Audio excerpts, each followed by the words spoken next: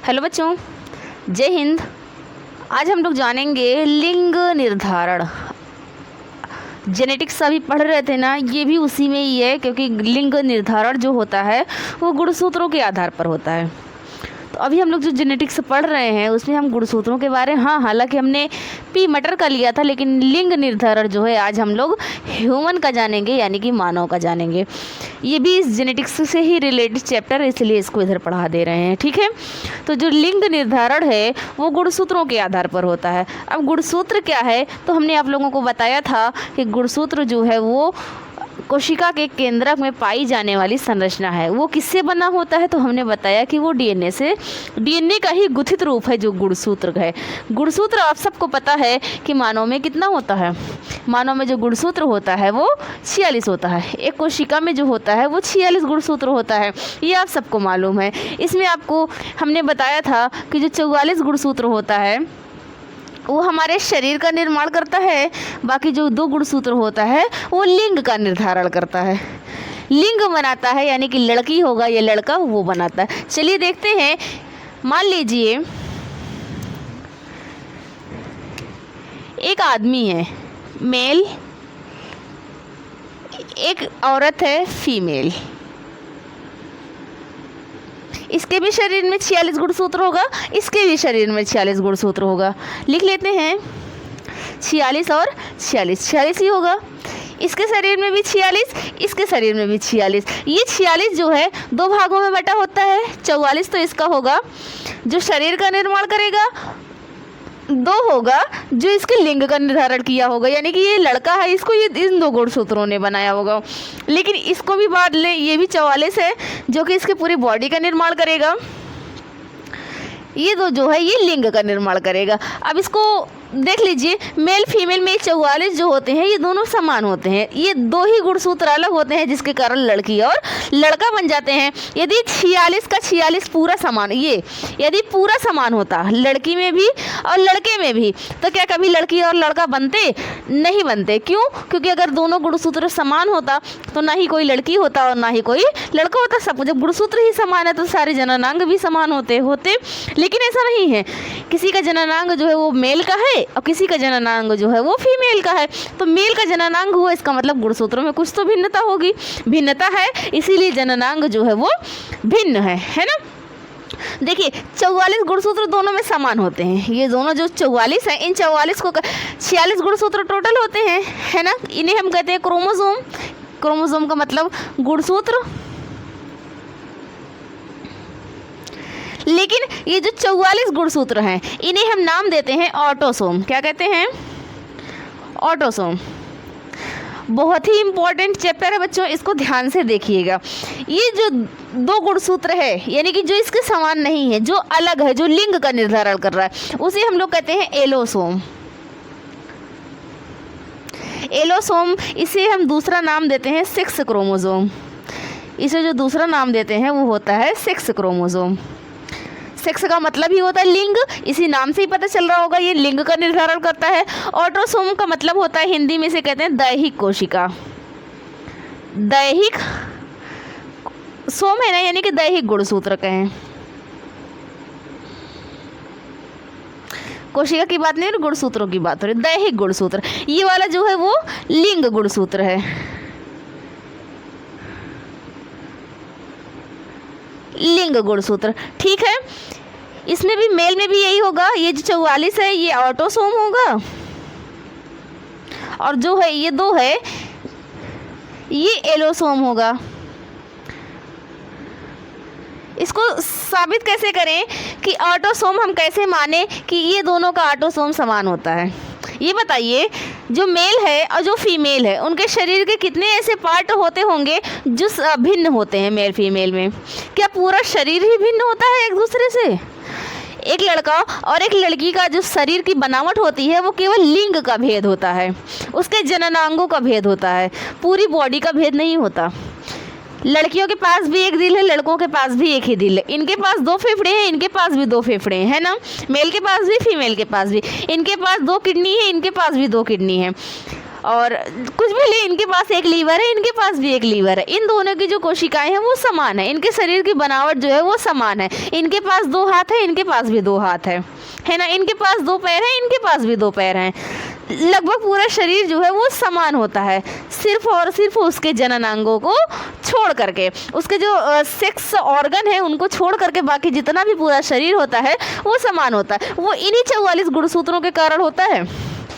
अब देखिए, जो पूरा शरीर है वो समान है क्योंकि 44 गुणसूत्र समान है। एक लड़की का दिल खराब हो जाए तो लड़के का दिल भी लगाया जा सकता है।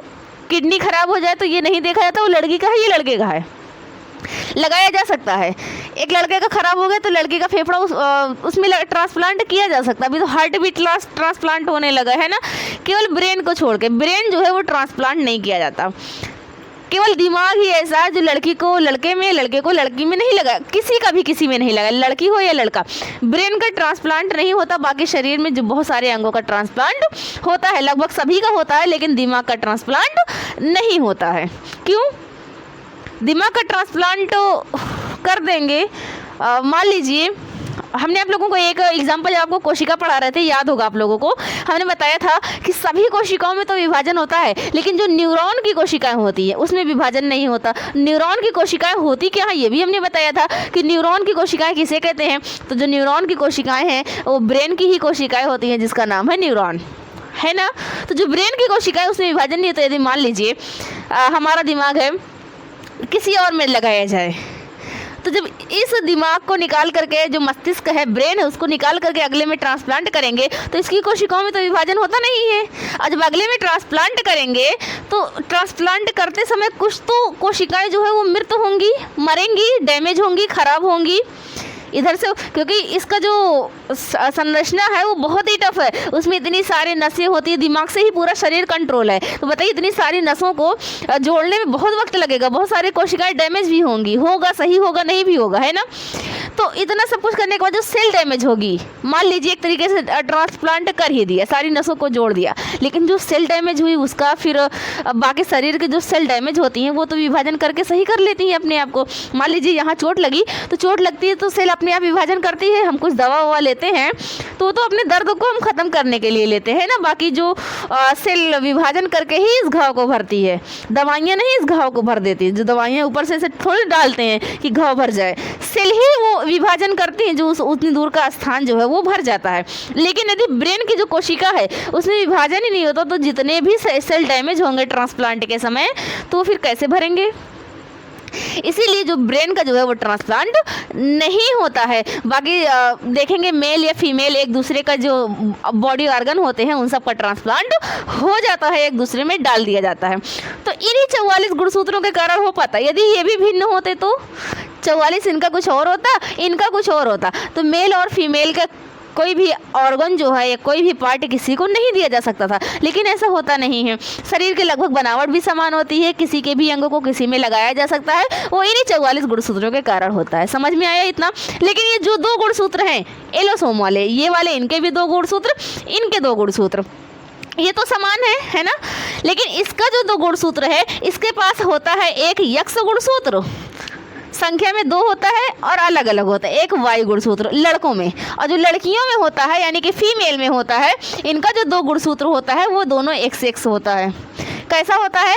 दोनों XX होता है, और जो लड़कों में होता है एक X होता है और दूसरा Y गुणसूत्र होता है। चलिए देखिए, हम लोग लिंग निर्धारण पढ़ रहे हैं तो लड़कों को तो समझ में आ गया, ये तो सेम ही रहेगा दोनों का। एक ये जो है एक X रहेगा, एक Y रहेगा, ये भी एक X रहेगा, ये दोनों X रहेगा। ठीक है, चलिए अब देखते हैं लिंग निर्धारण होता कैसे है। हाँ, तो ये जो है मेल का हो गया और ये फीमेल का हो गया। ऐसे शरीर में गुणसूत्र होते हैं। देखिए 44 + 2 46, 44 + 2 46 कोशिकाओं के गुणसूत्र तो हो गए। अब देखिए ये तो दैहिक हो गया। इनके जब संतान, इन दोनों के बीच में आपस में जब रिप्रोडक्शन होगा, इन दोनों के बीच में जब आपस में जनन की प्रक्रिया होगी तो जो आने वाली संतान बनेगी वो लड़की होगी या लड़का। इनका जो ओवा है यानी कि अंडाणु,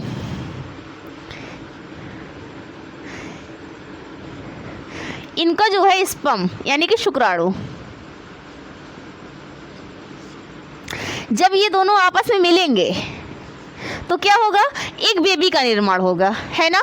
जब ये दोनों आपस में मिलेंगे तो एक बेबी बनेगा, एक चाइल्ड, एक बच्चा बनेगा। वो बच्चा क्या होगा, लड़की होगा या लड़का, यही आज हम लोग समझेंगे, ठीक है। तो ये देखिए, ये 44 है। आप सबको पता है कि जितना गुणसूत्र होता है उसका आधा अगली पीढ़ी में जाता है, जो आपने मटर में भी देख लिया है ना, आधा ही जाता है। कैपिटल टी था, सिंगल टी गया, दोनों नहीं गया, है ना। उसी प्रकार हम मनुष्यों के शरीर में 44 और 46 गुणसूत्र टोटल होते हैं। उसमें 23 पिता से आते हैं, 23 माता से आते हैं। यदि दोनों से 46 आते तो 92 हो जाते, जो कि ऐसा होता नहीं है ना। तो इसका मतलब 23 माता से आते होंगे, 23 पिता से आते होंगे, तभी तो 46 होते हैं। ऊपर जैसे हमारे शरीर में 46 होता है, ये निर्धारित है कि 46 होता है, ये सबको मालूम है 46 होता है। लेकिन वो 46 आता कहाँ से, तो 23 माता से आता है, 23 पिता से आता है। तो देखिए ये जो 44 है, आधा आधा जाता है ना। 44 का आधा कितना होगा, 22। 44 का आधा कितना होगा, 22। तो ये 22 ही तो जाएगा बच्चे में कि 22 जाएगा। पिता का 22 आ गया, ठीक। ये माता का है दैहिक वाला, है ना, ये भी 44 में से आधा यानी कि 22 आएगा। माता का भी 22 आ गया, 22 44 हो गया, हुआ। अब लिंग वाला भी तो आएगा, लिंग वाला नहीं आएगा तो फिर लिंग कैसे बनेगा। ये तो अभी दैहिक, ये तो पूरा शरीर तो बना लिया, लेकिन अभी लिंग का निर्धारण नहीं हुआ, लिंग अभी नहीं बना है। लिंग कब बनेगा, जब ये लिंग गुणसूत्र आएगा, एलोसोम आएगा, इसमें से भी एलोसोम आएगा, पिता में से भी, ठीक है। तो देखिए अब इन दोनों में से कोई एक जाएगा, ये तो एक से ये वाला चला जाएगा। मान लीजिए कोई एक ले लेते हैं, एक लिंग वाला आ गया, ठीक, एक पिता से लिंग वाला आ गया। कितने गुणसूत्र हो गए, 22, 44, 45, 46। कितने गुणसूत्र हो गए, 46। एक बच्चा बना, उसके शरीर में कितना गुणसूत्र हुआ, 46। सही, ठीक हो गया, 46 गुणसूत्र हो गया। अब देख लीजिए, यदि एक्स कौन सा गया ये भी देखना है। ये पिता है, ये माता है ना। ये तो सेम, दोनों समान ही है, कोई भी जाए कोई दिक्कत नहीं है, 22 ही जाएगा। इन दोनों में से यदि मान लीजिए एक्स वाला चला गया, मान लीजिए यदि एक्स वाला पिता का चला गया और ये वाला जो एक्स है ये माता वाला आ गया, तो जो बच्चा बनेगा एक्स बनेगा। तो एक्स क्या दिखाएगा, लड़की दिखाएगा या लड़का। एक्स किस में होता है, फीमेल में, लड़की बनेगी ना। तो ये जो संतान होगी ये क्या बनेगी, लड़की बनेगी। संतान क्या बनेगी, लड़की बनेगी। यदि मान लीजिए पिता का वाई आ जाए, माता का दूसरा वाला एक्स आ जाए, तब क्या बनेगा, एक्स वाई। अब देखिए संतान क्या बनी, लड़की बनी या लड़का। एक्स वाई किस में होता है, वाई किस में होता है, वाई लड़कों में होता है। तो ये संतान जो है ये लड़का बनेगी। यदि मान लीजिए पिता का यही पहला वाला एक्स आ जाए और माता का दूसरा वाला एक्स आ जाए, तब क्या होगा, एक्स क्या बनेगी, संतान लड़की बनेगी, है ना। क्यों, क्योंकि दोनों एक्स है। यदि मान लीजिए पिता का हाँ, पिता का इस वाले वाई से मैच करवा, हाँ, पिता का ये वाई आ जाए और ये पहला वाला एक्स आ जाए, ठीक, तब क्या बनेगा, एक्स वाई ही बनेगा। तो क्या बनेगा, लड़का बनेगा। यानी 50-50% संतान जो है वो मेल और फीमेल की होगी। तो लिंग निर्धारण समझ में आया।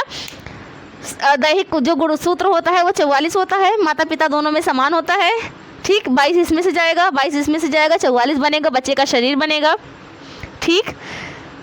जो 2 है इसमें से कोई एक जाएगा। यदि एक्स चला गया, पिता का एक्स चला गया, माता का भी एक्स आ गया, तो क्या बना, एक्स बना, तो लड़की बनी।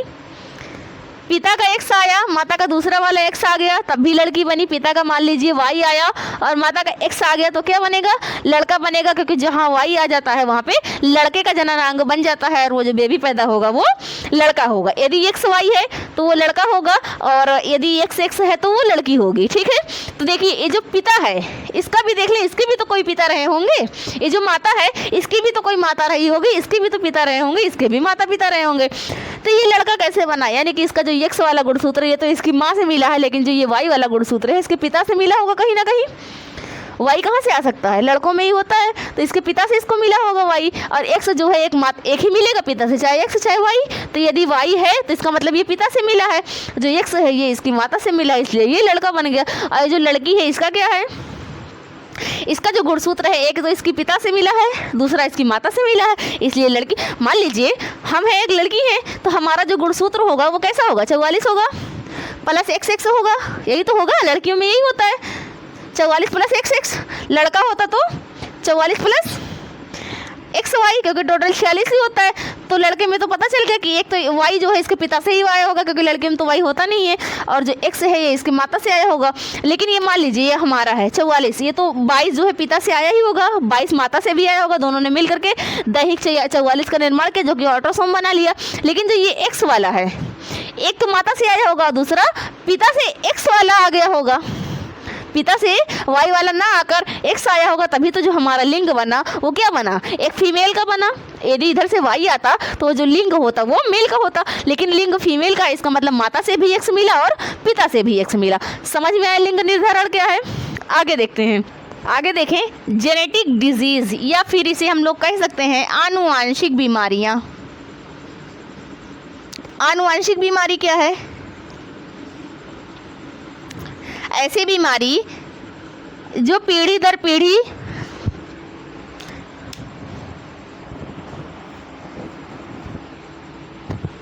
ऐसी बीमारी जो पीढ़ी दर पीढ़ी आगे जाए, माता को है तो वो संतान में जाए, उनकी संतान में जाए, फिर और आगे जाए, तो जो पीढ़ी दर पीढ़ी चलती रहती है उन बीमारियों को कहते हैं आनुवांशिक बीमारी या जेनेटिक डिजीज़। ठीक है, जेनेटिक डिजीज़ क्या है?